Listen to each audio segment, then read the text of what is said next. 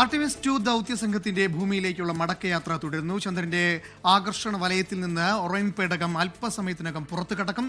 ഒറൈൻ്റെ ചന്ദ്രപ്രക്കലിന്റെ സമയത്ത് യാത്രികർ പകർത്തിയ ചിത്രങ്ങളിൽ ചിലത് നാസ പുറത്തുവിട്ടിരിക്കുകയാണ്. പ്രജിൻ സി കാണാനുണ്ട് സയൻസ് ഡെസ്കിൽ നിന്നും. പ്രജിൻ, ചില ചിത്രങ്ങൾ പുറത്തു വന്നിട്ടുണ്ട്, എന്തൊക്കെയാണത്? അനുവൻ, നമ്മൾ കാത്തിരിക്കുന്നത് ശരിക്കും പറഞ്ഞാൽ ആ ചിത്രങ്ങൾക്ക് വേണ്ടിയാണ്. ഇപ്പോൾ കുറച്ച് ചിത്രങ്ങൾ നാസ ഇതിനോടകം പുറത്തുവിട്ടിരിക്കുന്നു. ആ ചിത്രങ്ങളിലേക്കാണ് വിശദമായി നമ്മൾ പോകുന്നത്. എപ്പോഴാണ് ആ ചിത്രങ്ങൾ പകർത്തിയത്, എന്താണ് ആ ചിത്രങ്ങളിൽ കാണുന്നത് എന്നറിയുമ്പോൾ വലിയ കൗതുകമാണ്. അതുകൊണ്ട് തന്നെ ആ ചിത്രങ്ങളിലേക്ക് വളരെ പെട്ടെന്ന് പോകുന്നു. അതിനു മുൻപ് ഒറൈൻ പേടകത്തിന്റെ മടക്കയാത്ര ഭൂമിയിലേക്ക് അത് തുടരുകയാണ്. 10:55 തന്നെ പൂർണ്ണമായും ഈ ചന്ദ്രന്റെ ആകർഷണ വലയത്തിൽ നിന്ന് പുറത്തു കടന്ന് ഭൂമിയിലേക്ക് മാത്രമായുള്ള യാത്ര അത് തുടങ്ങുകയും ചെയ്യും.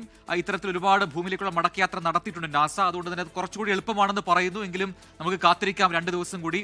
അമേരിക്കൻ ടൈം അല്ലെങ്കിൽ ഇന്ത്യൻ ടൈം ഏപ്രിൽ 11-നും അമേരിക്കൻ സമയം ഏപ്രിൽ 10-നായിട്ടുമാണ് ഇത് ഒറൈൻ പേടകം ഭൂമിയിലേക്ക് എത്തുക. പസഫിക് സമുദ്രത്തിൽ അത് സ്പ്ലാഷ് ഡൗൺ ചെയ്യുമെന്നാണ് ഇപ്പോൾ നാസ അറിയിക്കുന്നത്. നമുക്ക് ചിത്രങ്ങളിലേക്ക് വളരെ പെട്ടെന്ന് പോകാം. എനിക്ക് പിന്നിൽ കാണുന്ന ആദ്യ ചിത്രം, ഇത് എന്താണെന്ന് പ്രേക്ഷകർക്ക് ഊഹിക്കാൻ കഴിയുന്നുണ്ടോ?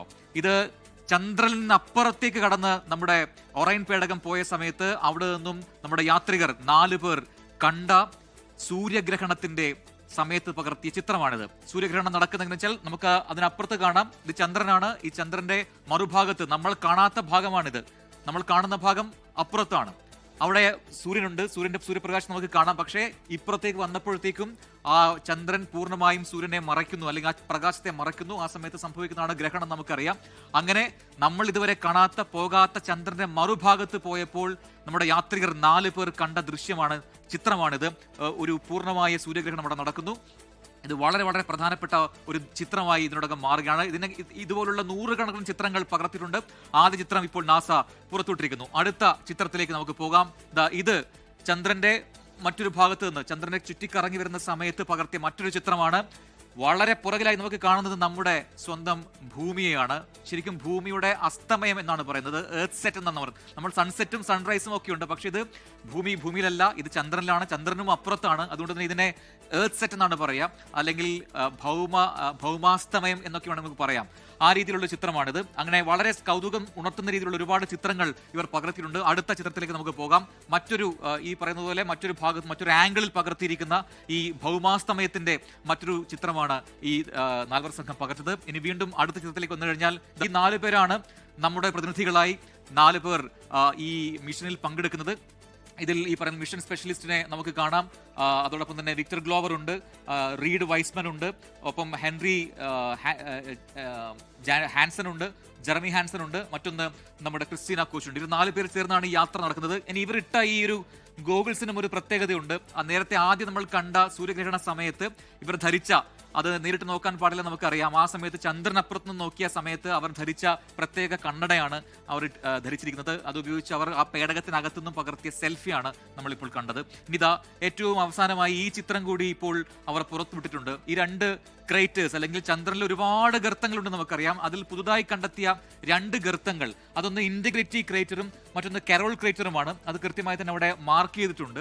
ഈ 2 പേരുകൾക്കൊരു പ്രത്യേകതയുണ്ട്. ഇന്ന് ഇത് കണ്ടെത്തിയ ശേഷം, അല്ലെങ്കിൽ ഈ 2 പുതിയ ക്രേറ്റേഴ്സ് ഗർത്തങ്ങൾ കണ്ടെത്തിയ ശേഷം ഇതിനകത്തുള്ള 4 പേർ ഭൂമിയിലെ കൺട്രോൾ സെന്ററിലേക്ക് ഒരു സജഷൻ വെച്ചിരുന്നു. ഈ 2 പുതിയ ക്രേറ്ററുകൾക്ക് നമ്മൾ പറയുന്ന പേരുകൾ ഇടണം എന്നൊരു നിർദ്ദേശം വെച്ചിരുന്നു. അതിൽ ഒന്നാമത്തെ പേര് ഇന്റഗ്രിറ്റി എന്നായിരുന്നു. ഇന്റഗ്രിറ്റി എന്ന പേര് കൊടുക്കാൻ കാരണം ഈ പേടകം, ഒറൈൻ എന്ന് പറയുന്ന അവർ സഞ്ചരിക്കുന്ന പേടകത്തിനെ വിളിക്കുന്ന വിളിപ്പേര് ഇന്റഗ്രിറ്റി എന്നാണ്. അതുകൊണ്ട് ആ ഓർമ്മ നിലനിൽക്കാൻ വേണ്ടി ഈ പുതിയ ക്രേറ്ററിന്, ഈ പുതിയ ഗർത്തത്തിന്, ചന്ദ്രനിൽ കണ്ടെത്തിയ ആ ഗർത്തത്തിന് ഇന്റഗ്രിറ്റി ക്രേറ്റർ എന്ന പേര് വെക്കണം എന്ന നിർദ്ദേശം അവർ നൽകിയിരുന്നു. അത് നാസ അംഗീകരിക്കുകയും ചെയ്തു. ആ പേര് കൊടുത്തിരിക്കുന്നു. രണ്ടാമത്തത് കരോൾ ക്രേറ്റർ ആണ്. ഇത് കുറച്ചുകൂടി വൈകാരികമാണ്. ഈ പേര് കൊടുക്കാനുള്ള കാരണം, ഈ മിഷൻ കമാൻഡർ റീഡ് വൈസ്മാന്റെ പത്നിയുടെ പേര്, ഭാര്യയുടെ പേര് കരോൾ എന്നാണ്. പക്ഷെ 2020 ക്യാൻസർ ബാധിച്ചവർ മരിച്ചിരുന്നു. അപ്പോൾ അവരൊക്കെ ഒരു ഫാമിലി പോലെയാണ് കഴിഞ്ഞ കുറേ വർഷങ്ങളായി കഴിയുന്നത് എന്നാണ് ഈ സംഘാംഗങ്ങൾ പറയുന്നത്. അതുകൊണ്ട് തന്നെ അവരുടെ ഓർമ്മയ്ക്കായി ഈ ഗർത്തത്തിന് കരോളിന്റെ പേര് കൊടുക്കണം എന്നൊരു നിർദ്ദേശം വെച്ചിരുന്നു. അങ്ങനെ അത് കരോൾ ക്രേറ്റർ എന്നറിയപ്പെടുന്നു. അങ്ങനെ ഇവർ പകർത്തിയ 100 ചിത്രങ്ങൾ വരും മണിക്കൂറുകളിൽ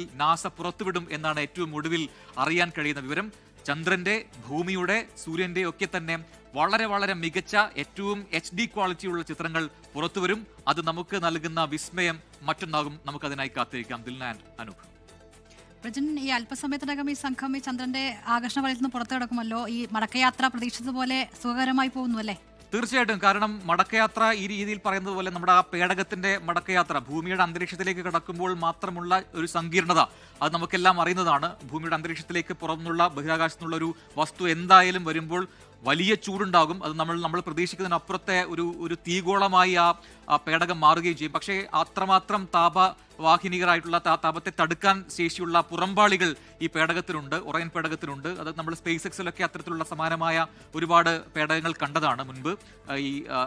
ഇതും അതുപോലെ തന്നെ എല്ലാ താപത്തെയും അതിജീവിക്കാൻ ശേഷിയുള്ള വളരെ വളരെ സൊഫിസ്റ്റിക്കേറ്റഡ് ആയിട്ടുള്ള ഒരു പുറം ചട്ട ഈ ഒറൈൻ പേടകത്തിനുണ്ട്. അതുകൊണ്ട് തന്നെ അന്തരീക്ഷത്തിലേക്ക് വരുമ്പോൾ അത് ചൂടുപിടിച്ച് ഘർഷണം മൂലം അന്തരീക്ഷമുള്ള ഘർഷണം മൂലം ചൂടുപിടിച്ച് കത്തി ഒരു തീഗോളമായി വരികയും പിന്നീട് മെല്ലെ മെല്ലെ സാവധാനം ഈ പാരച്യൂട്ടുകൾ ഉപയോഗിച്ചുകൊണ്ട് അതിന്റെ വേഗം കുറച്ച് മെല്ലെ കടലിലേക്ക് ഇറക്കുകയുമാണ് ചെയ്യുക. പിന്നീട് കടലിലേക്ക് കപ്പലിൽ പോയി ഈ പേടകത്തെ വീണ്ടെടുത്ത് കരയിലേക്ക് കൊണ്ടുവരികയും ചെയ്യും. അപ്പോൾ മാത്രമായിരിക്കും യാത്രികർ പുറത്തേക്ക് ഇറങ്ങാൻ കഴിയുക.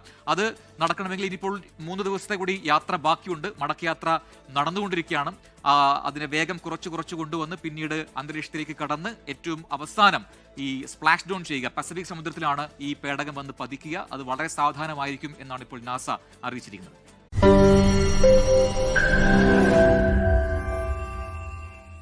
ലോകത്തെവിടെയായാലും ഏത് സമയത്തും 24 വാർത്തകളും ഓഗ്മെന്റഡ് റിയാലിറ്റി പാക്കേജുകളും എക്സ്പ്ലെയിനറുകളും വിശദമായി കാണാൻ ഞങ്ങളുടെ യൂട്യൂബ് ചാനൽ നിങ്ങൾക്ക് സബ്സ്ക്രൈബ് ചെയ്യാം.